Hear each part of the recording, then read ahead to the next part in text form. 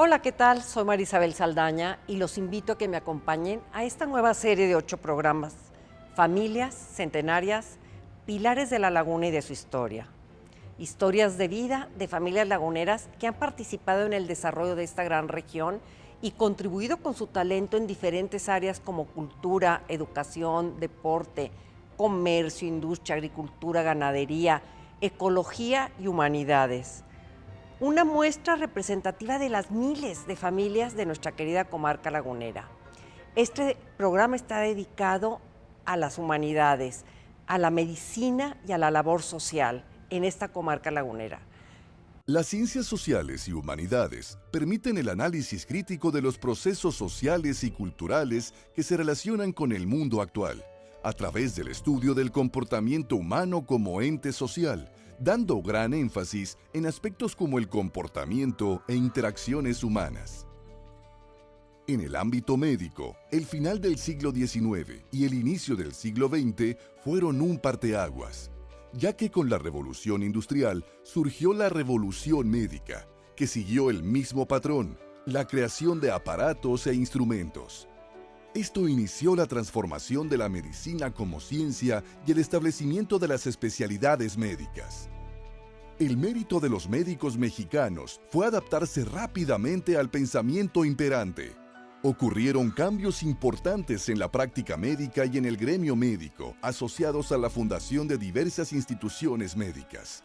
La salud pública surge como concepto sanitario enfocado al individuo y a la población, permitiendo mejorar la calidad de vida y resolución de enfermedades debido a los avances en la ciencia y la tecnología. La comarca lagunera cuenta con diversas asociaciones encargadas de brindar apoyo a las personas que más lo necesitan, cada una con distinto enfoque, pero siempre con el objetivo de mejorar las condiciones de vida de quienes deciden ingresar. De esta manera, se crea mayor conciencia de lo que pasa a nuestro alrededor y se invita a la sociedad a ser solidarios y partícipes en estas actividades de labor social para el beneficio de la comunidad.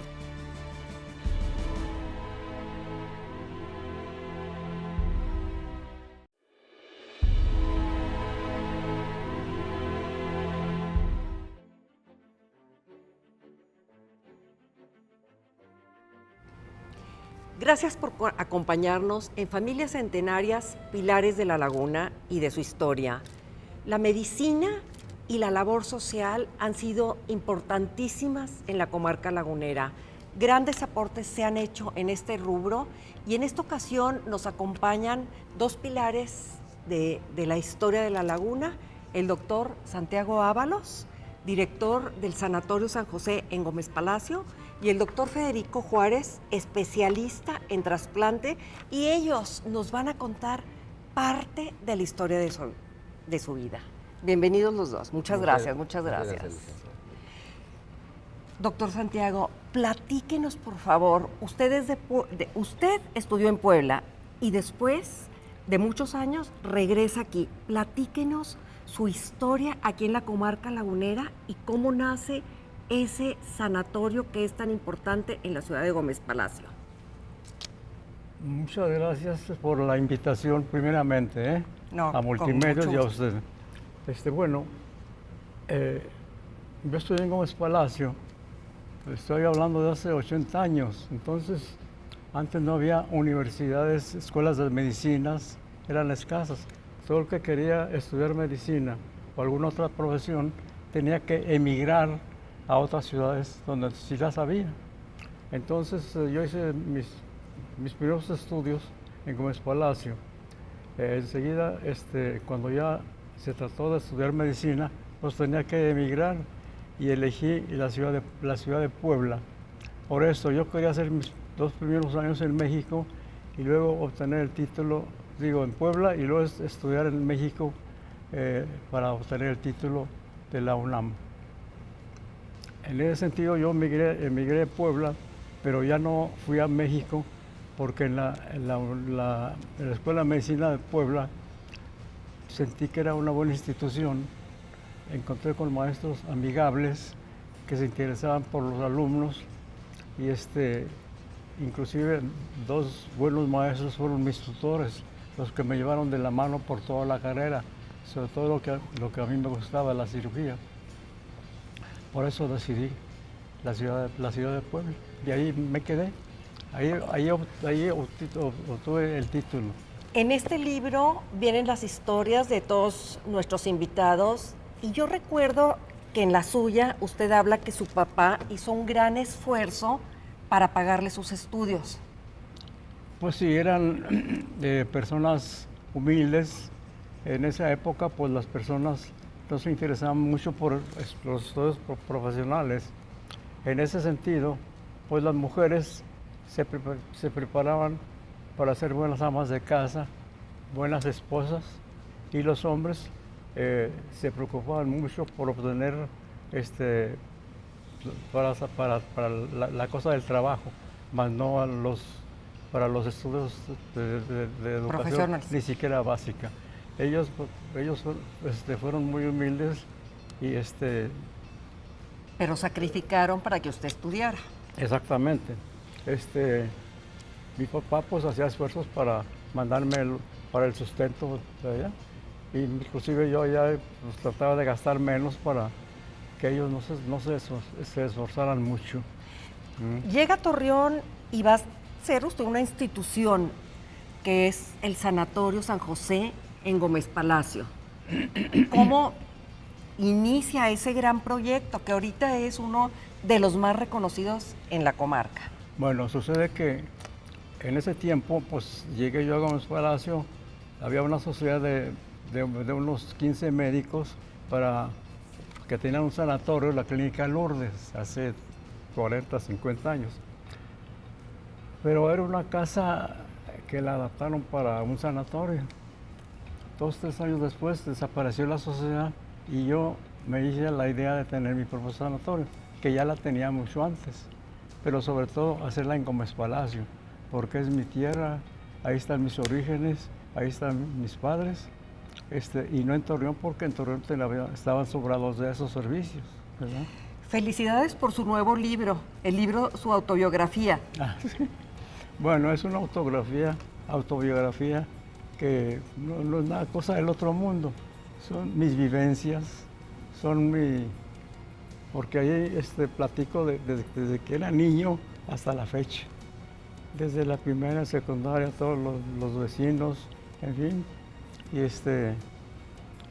pero no es una cosa, les digo, no es una cosa del otro mundo, son simplemente mis vivencias, Que son que muy a lo mejor sirven para que otras personas tomen algún ejemplo que puedan tomar de ahí para ser buenas personas, buenos ciudadanos, y que sean siempre con la idea de seguir adelante, de ser buenos en lo suyo. Son historias de vida y ustedes y las personas que han venido a este programa son líderes realmente y son de alguna manera ejemplos para todos estos muchachos jóvenes que los ven y que en este libro van a ver las historias de trabajo y de esfuerzo para salir adelante, muchas veces con medios económicos muy ajustados, pero ese es el espíritu del lagunero, el trabajo y el esfuerzo, y que en cualquier medio podemos salir. Y en eso lo felicito, doctor, muchas gracias. Muchas gracias. Y yo quiero pasar ahorita con otra persona que es otro doctor muy distinguido y reconocido a nivel internacional, como es el doctor Federico Juárez. Bienvenido. Muchas gracias. Federico. Muchas gracias. Platícanos, porque tú eres referente en todo lo que es esos trasplantes de hígado y de riñón, ¿verdad? Fuiste de los primeros. Platícanos toda esa historia también tan fascinante para los que somos ahora sí neófitos en ese tema. Bueno, primero muchas gracias por haberme invitado. Y fíjate que nosotros llegamos aquí en 1985. Yo soy de aquí, de la ciudad de Torreón. Sin embargo, cuando llegamos aquí, ya habíamos cursado la Facultad de Medicina aquí en Torreón, de la Universidad Autónoma de Coahuila. Y luego nos fuimos a México a seguir nuestra especialidad. La hice en el Instituto Nacional de la Nutrición, de Ciencias Médicas y de la Nutrición Salvador Subirán. ¿Y cuál fue la especialidad?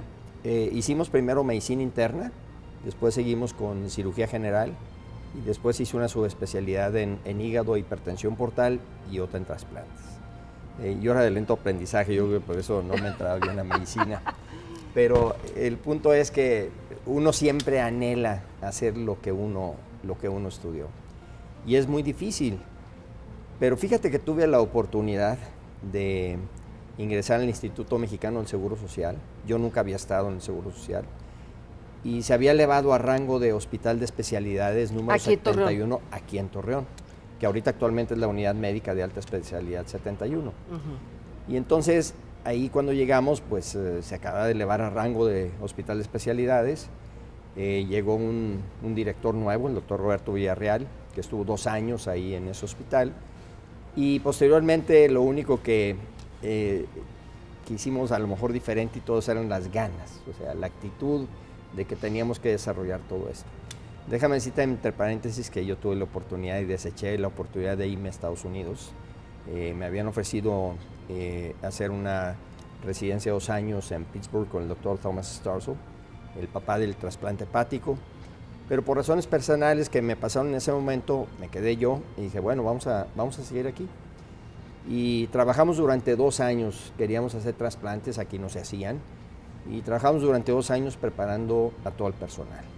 Y personal me refiero desde médicos, desde laboratorio, desde enfermeras, inclusive de mantenimiento, porque tenían que saber cómo deberían de tener perfectamente bien aseado un cuarto o un quirófano para poder hacer una cirugía de esa magnitud. Y finalmente el 20 de enero de 1987 llevamos a cabo el primer trasplante renal de donador vivo relacionado en el estado de Coahuila. Se hacían solamente en 3 partes en el norte de México, que era Monterrey, Chihuahua y en Hermosillo.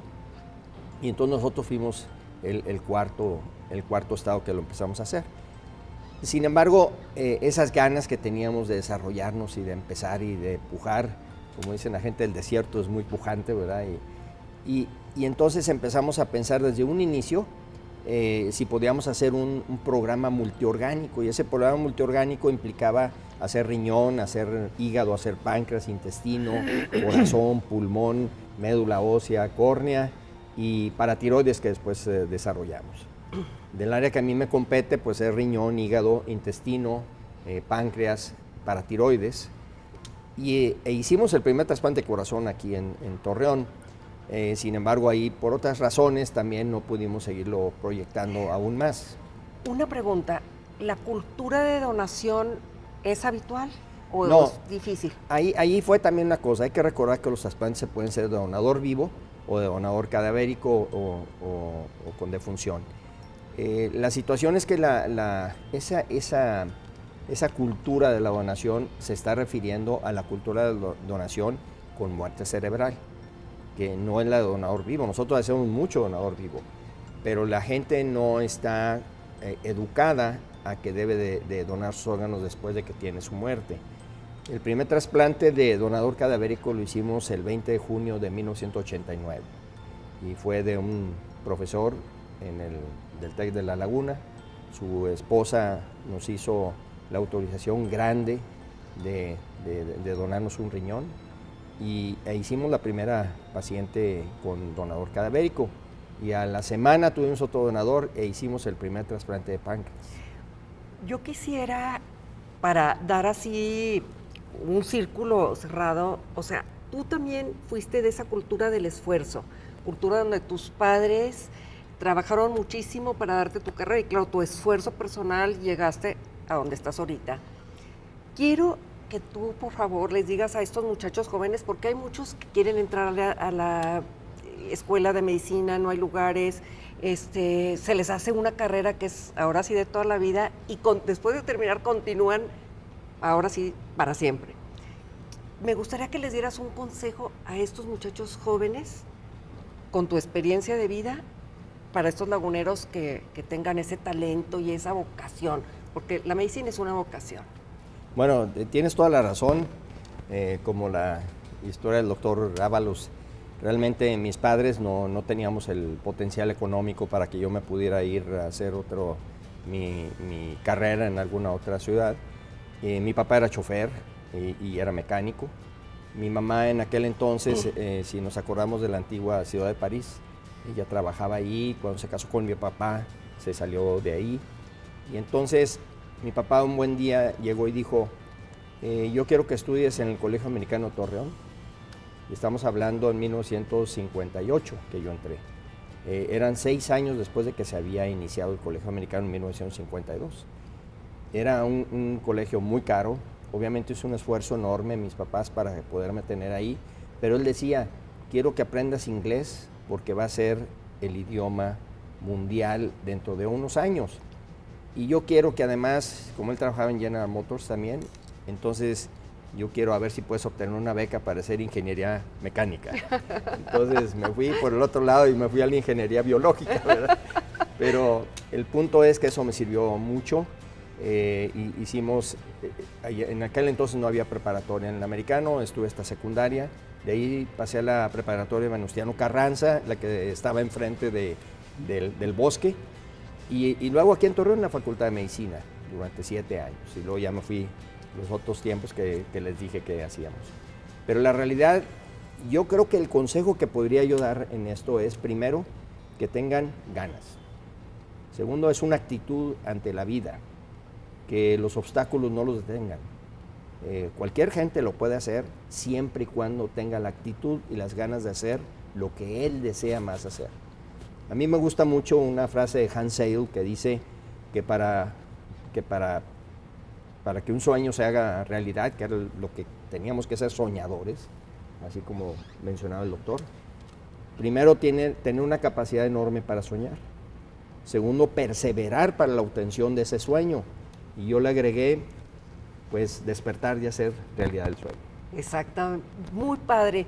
Y yo quisiera que el doctor también diera un cierre final dándole a los jóvenes un consejo acerca de su carrera de medicina y si ellos quieren estudiar, por favor. Bueno, en primer lugar, que hagan lo que desean hacer, que tengan esa vocación. Segundo lugar, que nunca sean mediocres, que siempre traten de trascender, de ser mejores en lo suyo. El obrero, el zapatero, en fin, todos. Toda profesión es noble, el trabajo es lo más noble que puede haber.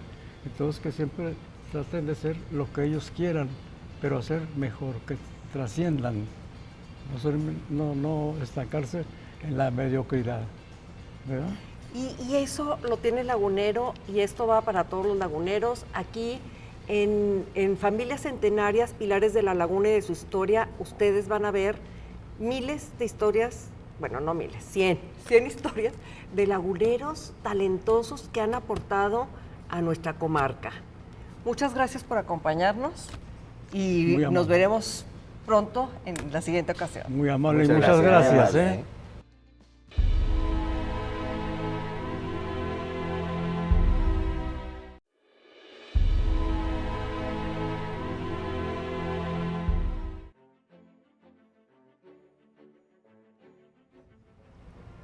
Gracias por continuar con nosotros en Familias Centenarias, Pilares de la Laguna y de su historia. Y seguimos con este tema tan fascinante como es la medicina.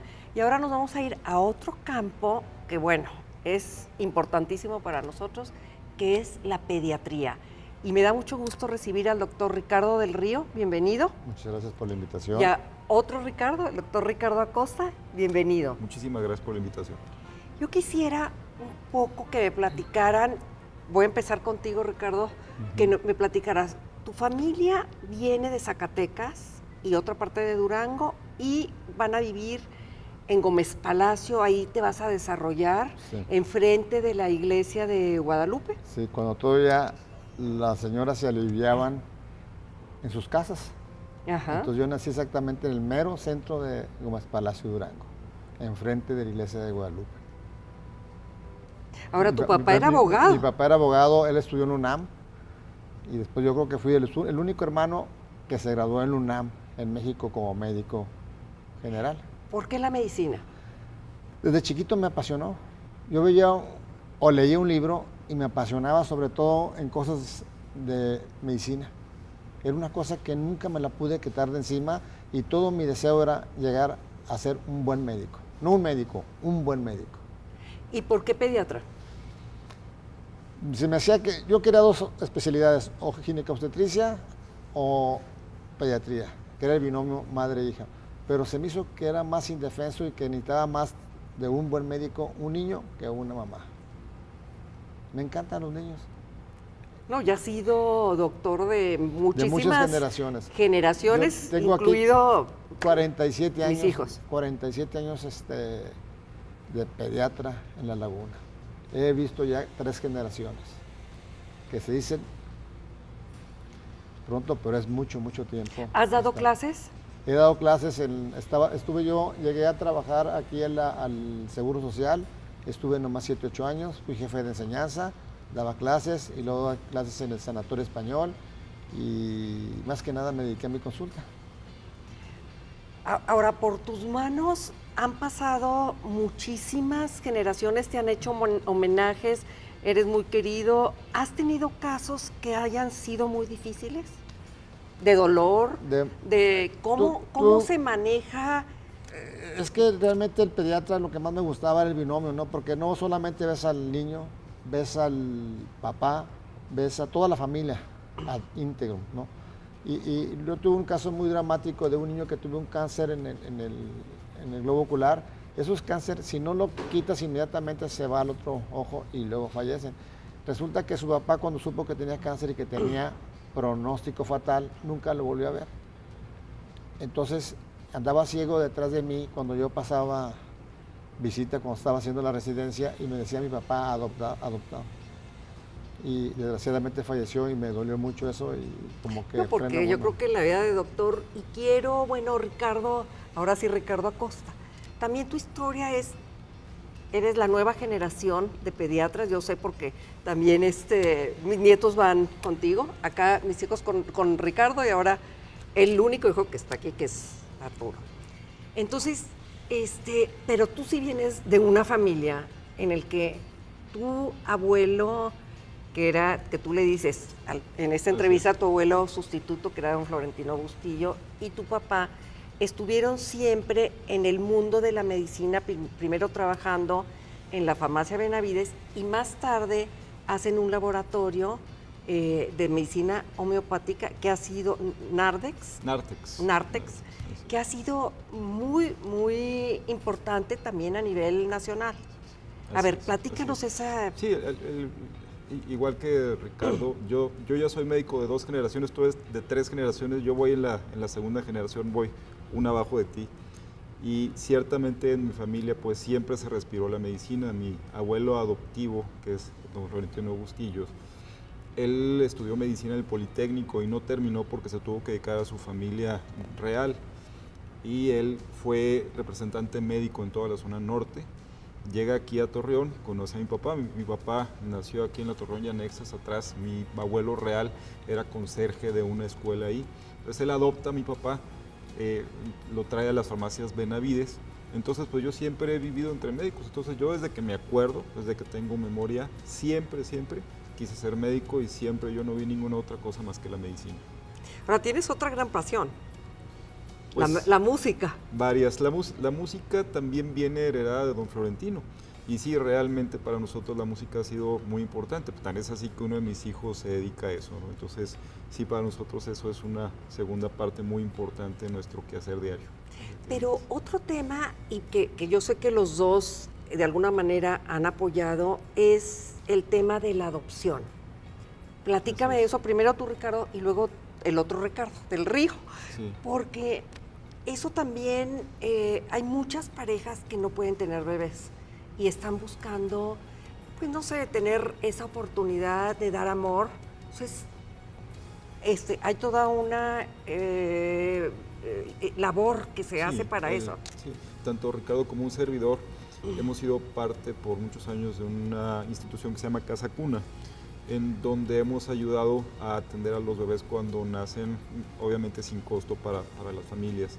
Y sí, ha sido una labor que ha sido muy interesante y es una labor que nos llena mucho porque es acercar a las parejas que no pueden tener hijos con los niños que nacen, que por X o Y razones no son aceptados por la familia biológica y es una alegría ver cómo esos niños, de tener un destino que no necesariamente es bueno, terminan teniendo un destino maravilloso y totalmente diferente. Pero sí existe esa cultura de la adopción. Esperemos que sea todavía más importante porque yo he tenido conocimiento, he tenido casos en donde no quieren adoptar porque piensan muchos de ellos que traen consigo, los niños traen una lacra genética, que realmente es una cosa insostenible esa situación, porque la realidad es de que tu hijo, tuyo, puede tener diabetes mellitus, puede tener síndrome, cualquier síndrome, otra cosa, y son tus hijos. Entonces tienes que valorarlos y verlos realmente como que si fueran tus hijos. Y si no estás realmente en condiciones o aptitudes necesarias para poder adoptar un niño, es una cosa increíble. No, otra cosa, yo creo que realmente para mí, lo más importante es que no nos están, hay que ponernos todos de acuerdo porque no nos están ayudando el gobierno, las instituciones, para dar en adopción a los niños con mayor facilidad y con mayor prontitud, porque es un calvario, que yo lo viví, un calvario el poder adoptar un niño. Ciertamente la gran frustración que existe en esta labor es la pared con la que nos topamos burocrática desde todos los puntos de vista. Si bien es cierto que la sociedad lagunera es una sociedad muy abierta a la adopción, no sé cuál ha sido tu experiencia personal, pero pues en mi casa, en la escuela de mis hijos y todo, 2 de mis 3 hijos son adoptados, hemos tenido puerta abierta y nunca hemos tenido ni una discriminación ni ningún comentario. La gran frustración de este estado es realmente el tope que existe a nivel gobierno para que se faciliten las cosas. Sí, cierto. Pero, ¿y eso sí, por qué? ¿Por qué? Digo, si deberían de estar agradecidos, no digo porque... Son leyes gubernamentales que no me explico por qué ponen tantos requisitos. A mí me pusieron requisitos que yo creo no podía llegar a poder tener tantos requisitos para que cuánto ganaba, una cosa increíble, ¿no? Las personas de la Procuraduría de Familia son puestos de consolación, no son puestos de vocación. Ese es el gran problema. Ahora nos vamos a otro. Hay muchos jóvenes que quieren estudiar medicina. Parece que aquí en la universidad, que dicen que de aquí de Coahuila, que es una de las mejores, no hay lugares suficientes. ¿Qué pasa con esa carencia realmente? ¿Ahí qué se puede hacer? Prácticamente todas las escuelas de medicina del país están saturadas, es decir, es mucho más las gentes que aplican que los que realmente tienen que entrar. Y no sé cuál es tu opinión del asunto, pero yo lo que veo en la actualidad en medicina es que falta mucho médico con vocación real, médico que quiera servir a su comunidad. Digo, de algo tenemos que vivir definitivamente, pero vemos a las nuevas generaciones muy aborazadas y muy agresivas desde el punto de vista económico. Y vemos pocos médicos que lleguen con una buena formación, con ética, y que sean capaces de ser así como los nuevos que van llegando, que uno esté satisfecho con el trabajo que estén haciendo. Sí, es cierto. Desgraciadamente, yo cuando estudié medicina en la UNAM, hace casi 40, 50 años, nos daban una ética aristotélica increíblemente bella. Ahora ya no para nada están tomadas en cuenta este tipo de materias. Antiguamente el médico que salías con una humanidad, salías con una ética moralista excelente, salías con un deseo de ayudar al prójimo, que actualmente se está perdiendo ese tipo de educación médica. ¿Y cómo volver? ¿Cómo volver? Sí. Creo yo que mucho puede estar en el ejemplo, ¿no? Yo lo que les digo a los estudiantes que están conmigo es, miren, Torreón, La Laguna es un lugar tú das clase maravilloso. Si bien es cierto, no doy clases, hay estudiantes que van conmigo al consultorio. Lo que yo les digo es que La Laguna es una zona maravillosa para cualquier profesión, la medicina incluyendo.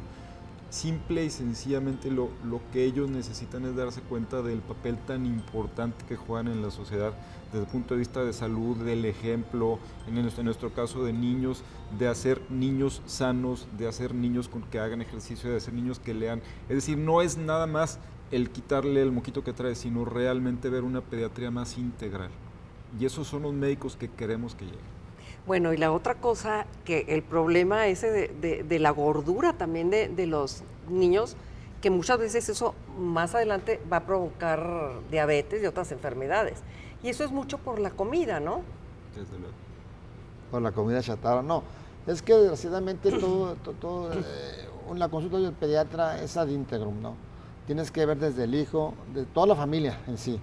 Y si tú ayudas y orientas a la familia cuando va al consultorio a que tenga una dieta bien establecida, los papás de ahora son muy pasarones o no se dan cuenta realmente de lo que pasa, ¿no? No se dan cuenta de qué está comiendo su niño, no se dan cuenta de qué está haciendo, no se dan cuenta, el que se da cuenta... Pero de todos los estratos sociales de todos los también. estratos sociales. El que se da cuenta de la vida de tu hijo es el teléfono, ¿no? Ahora con el Pegaso probablemente se den más cuenta, si lo compramos, se den más cuenta de cómo está tu niño y cómo va tu niño y qué está comiendo tu niño. Yo he tenido un paciente con una desnutrición cuarchorco tipo 3er grado, de una familia acomodada. Y resulta que la mamá no se dio cuenta que su niña estaba comiendo, desayunando y cenando pura sopa de fideo. Es increíble. Los papás llegan al consultorio, a ver, deme una dieta porque mi hijo está pasado de peso. Le digo, ok, señor, vamos a suponer que le vamos a dar puras vegetales. ¿Ustedes qué cenan? No, pues pizza. Ah, ustedes van a estar cenando pizza y su hijo vegetales. No, esto es Integral. integral, o sea, todos. El problema de la obesidad es un problema familiar, es un problema social, definitivamente. Bueno, y todo eso, los sanatorios públicos, digo, hay muchos problemas ahí, por ejemplo, el Seguro Social, que hay gente que tenemos que ir ahí y que no cumplen, o el Hospital Civil o la Cruz Roja, y que no cumplen con su función o cumplen a medias. ¿Ahí hay solución para eso? ¿Qué se puede hacer? Lo que pasa es que no tienen la capacidad para poder suplir todas las demandas de un hospital, ¿no? O nos faltan médicos, o nos faltan apoyo económico, muchos faltos de apoyo, entonces realmente necesitamos modificar totalmente toda nuestra... Pero desde la Ciudad de México viene todo, ¿no? Ese es un país centralista, definitivamente. Los médicos que trabajan en instituciones de salud, en general hay que reconocerlos, hacen mucho con muy poco. El problema de este país es que todo se va a la curación, no a la prevención. La prevención es muchísimo más barata, mucho más a tiempo. La curación es muy cara y a destiempo generalmente. Si este país, la política se enfocara en prevención, ejercicio, buena nutrición, buena cultura, salud, prevención dental, otro gallo nos cantaría, pero pues queremos estar amputando diabéticos todos los días cuando lo que necesitamos hacer es poner a la gente a hacer ejercicio desde los 5 años, ¿no? Pues son muchos los problemas, mucho el trabajo, y tenemos que hacer también eso, porque esa educación es esa ética de enseñarle a nuestras generaciones jóvenes, ¿no? Si antes en una comunidad los líderes eran el sacerdote, el maestro y el doctor, y en los 3 se ha perdido. Sí, Se ha perdido esa mucho. ética en esas profesiones que son esenciales para esas comunidades y para salir adelante, y yo creo que es lo que tenemos que volver a retomar. Así es. Y bueno, pues trataremos de hacer. Muchas gracias, Ricardo, por estar aquí con nosotros. muy Y a ti también, Ricardo, Muchas muy gracias. amable. Nos faltaron muchísimos temas, pero yo les agradezco que me hayan acompañado aquí en Familias Centenarias, Pilares de la Laguna y de su historia.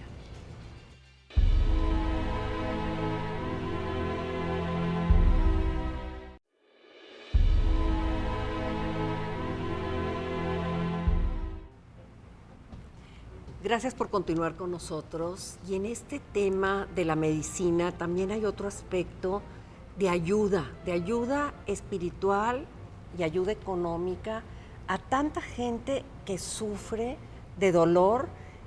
Y 2 expertas aquí nos acompañan, y le doy la bienvenida a la licenciada Susana Dingler, que ella es maestra de tanatología, y a la licenciada Cecilia Marroquín de Murra, que ella se ha dedicado por más de 30 años a una labor social increíble que se llama La Casa Feliz, que ellas nos van a platicar. Bienvenidas las 2. Muchas gracias por la invitación. En todo este programa hemos platicado con doctores, hemos platicado también del dolor. Y Ceci, tú estás en esta Casa Feliz, platícanos qué es, de qué se trata y qué hacen ustedes. Bueno, Casa Feliz este año cumplimos 30 años ininterrumpidamente de trabajar con pequeñitos enfermos de cáncer. Y ahora ya tenemos también niñitos de insuficiencia real, de trasplante, niñitos que están en la clínica 71 y en algunos otros hospitales. Nuestro apoyo consiste en darles hospedaje, en darles prácticamente asesoría desde que el niñito entra, de que es diagnosticado con la terrible enfermedad. Entonces nosotros inmediatamente nos hacemos cargo del niño y prácticamente de la familia. Ahí los niñitos comen, desayunan, duermen, muchas veces después de sus tratamientos de quimioterapia llegan a Casa Feliz, que ellos dicen que es como un cachito de cielo, el que tienen los niños ahí. Nosotros los proveemos de sus deseos, les damos dulces, les damos juguetes, les damos un ambiente muy sano para ellos, mientras a las mamás muchas veces les ponemos actividades o les damos asesoría, o ellas se ponen a cocinar o a hacer alguna actividad que a ellos les gusta. Realmente el trabajo de nosotros, pues bueno... O sea, ¿cuántas personas están ahí, Ceci? Bueno, diariamente depende el número de quimioterapias que les da el Seguro Social a los niñitos o de los tratamientos. Hemos tenido, así cuando es un día llenísimo, hasta 80 huéspedes, que ha sido cuando ha sido full, la casa muy llena.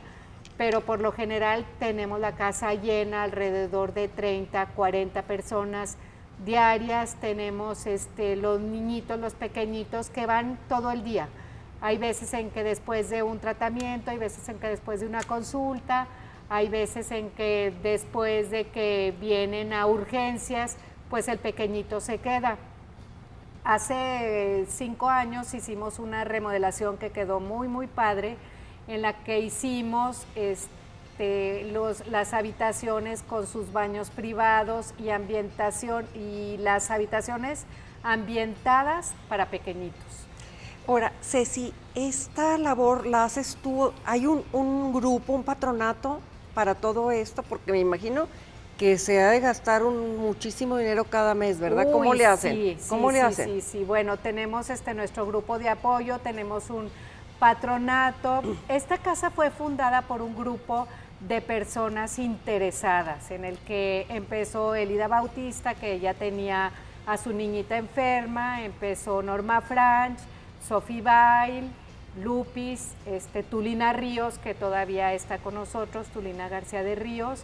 Entonces ahí, bueno, ahora ya se ha integrado un grupo de jóvenes que, bueno, gracias a ese grupo es el que podemos tener ya la casa pues con ambiente joven, ¿verdad? Con nuevas ideas, tenemos todo lo que es la documentación en regla, tenemos los ISOs que son muy necesarios en que la casa esté como debe de estar, con todo lo de salubridad, con todo como debe de estar una casa, con toda nuestra papelería en regla. Todo eso lo tenemos ya con mucho trabajo, pero muy bien hecho a través de todo este tiempo. Tú manejas una área voy a decir de la medicina, porque es la parte donde se cierra el círculo. Es el dolor de el padre que se muere, de una enfermedad que tienes que lidiar con ella. ¿Cómo? Dinos primero qué es tanatología. Bueno, la tanatología es el estudio de la muerte y del sueño profundo. Se oye así como que, de hecho, te dicen una tanatóloga y les da miedo porque en ocasiones dicen es el sopilote que viene a anunciarnos que nos vamos a morir. Más bien la tanatología te da herramientas para vivir el aquí y el ahora y disfrutar tu vida con todo lo que conlleva, que es las tristezas y enfrentarnos a pérdidas de salud y pérdidas físicas, que esto nos lleva a emociones nunca imaginables, puesto que está dentro de lo desconocido. Muchas veces cuando alguien de la familia se enferma, lo triste es que dentro de la familia empiezan a haber los pleitos. No es que a mi mamá esto es lo que se debe hacer y luego es que lo otro.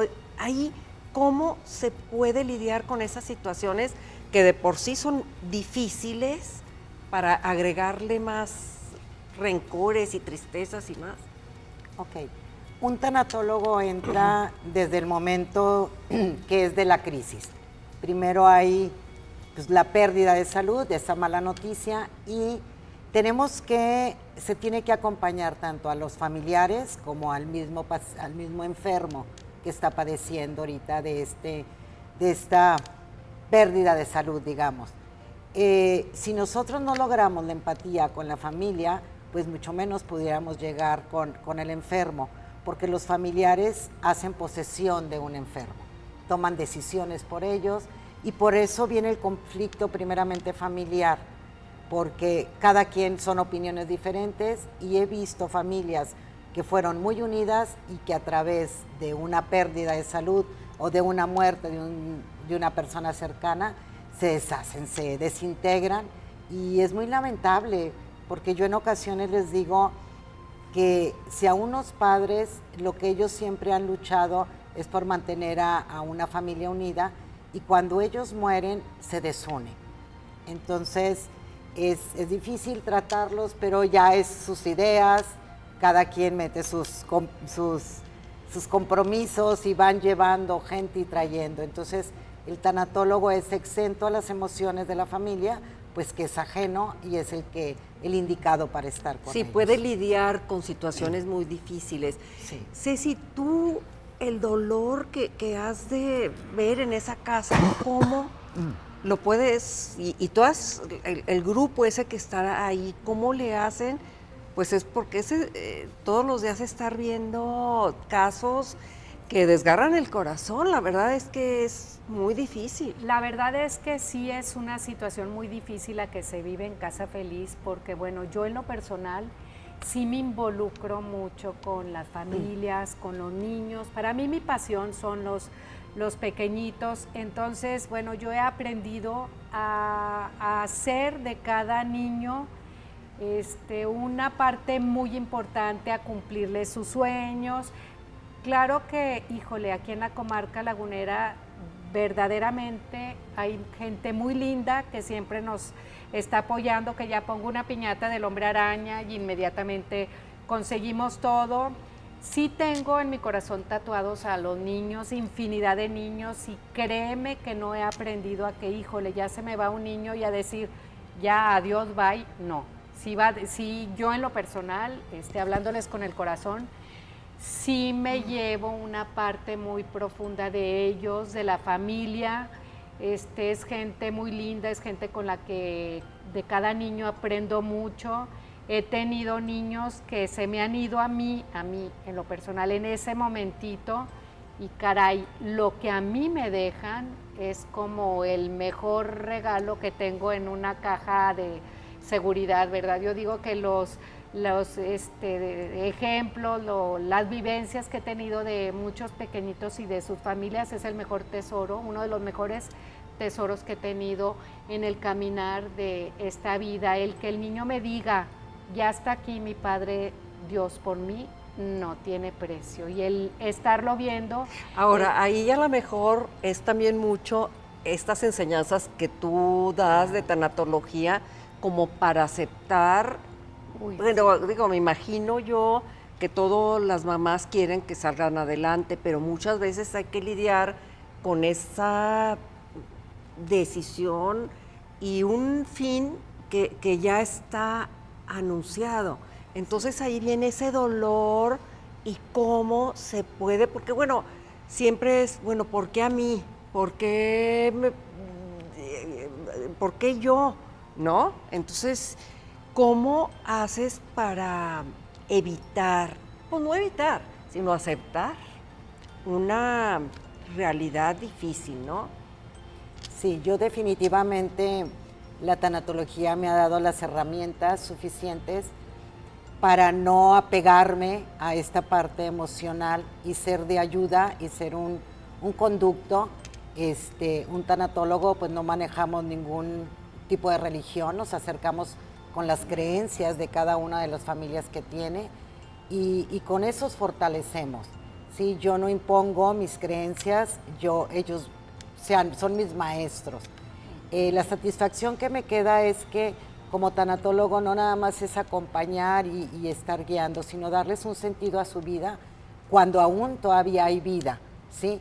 Y no trasladarnos a la cuestión de se va a morir o estar pensando en la muerte. Como tanatóloga siempre me acerco, hablo en un solo momento lo que es la muerte, cómo tenemos que estar preparados, qué documentos son importantes, porque al tener una pérdida, aparte del dolor que se está viviendo por esta pérdida de este ser humano, también nos arrancan estos recursos económicos, esta toma de decisiones, esta papelería que hace falta, estos trámites que pues no veo nada más el paciente terminal, sino también veo esta parte de la tanatología forense, que son todas estas muertes inesperadas y súbitas, muchas de ellas masivas, que no se cuenta con documentos importantes y que eso retrasan el proceso de tu ritual, de tu duelo.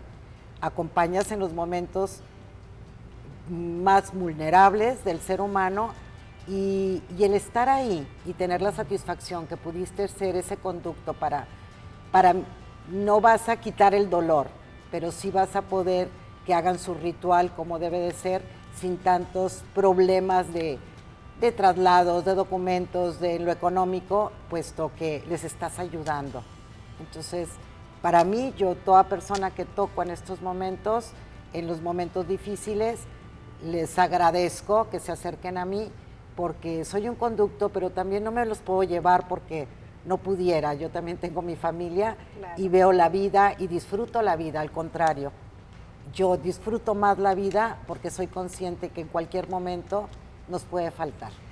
Se nos está acabando el tiempo, sí, y hay muchísimo que hablar. Yo les doy las gracias por acompañarme, sí, aquí en esta. Y también yo quisiera decirles también a la comunidad lagunera es que así como la Casa Feliz hay, y como Susana también está ayudando con tanatología porque das clases en el hospital también. Doy clases en la Facultad de Medicina en Libero, está el diplomado, los talleres en el hospital, tenemos consultorio, soy pionera en el norte de los salones de tanatología que están en 3 lugares públicos. Entonces, aquí tenemos estas 2 grandes mujeres, pero también quiero decirles que hay muchas casas, muchas asociaciones que están haciendo un esfuerzo en ayudar en diferentes áreas. Está la Ciudad de los Niños, está la Casa Cuna, está la Mentes con Alas, el IDI. Bueno, hay infinidad que requieren nuestra ayuda. Y ser solidarios, que es una palabra que la han usado mucho, pero aquí sí se aplica, porque sí, y la sociedad lagunera lo es solidaria, pero bueno, las necesidades van creciendo y bueno, pues invitarlos a todos a sumarse a lo que más les agrade a ustedes, a los ancianos, por ejemplo, también, que hay, bueno, hay tantas carencias y esta sociedad lagunera tan solidaria, pues seguimos con ella y aquí nos despedimos aquí en Familias Centenarias, Pilares de la Laguna y de su historia. Muchas gracias.